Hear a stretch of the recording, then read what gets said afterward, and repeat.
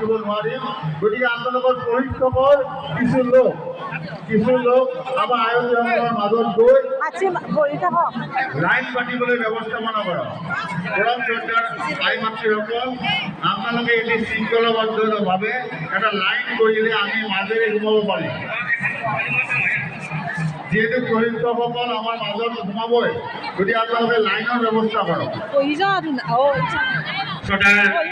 দিহানাম সংৰক্ষণ মঞ্চৰ পৰিচালকসকল, আপোনালোকে আমাৰ যি আই মাতৃসকলে আসন গ্ৰহণ কৰিছে, প্ৰতিটো লাইনৰ মাজত সোমাই আপোনালোকে শৃংখলাবদ্ধভাৱে তেখেতসকলক আসন গ্ৰহণ কৰাত সহায় কৰক।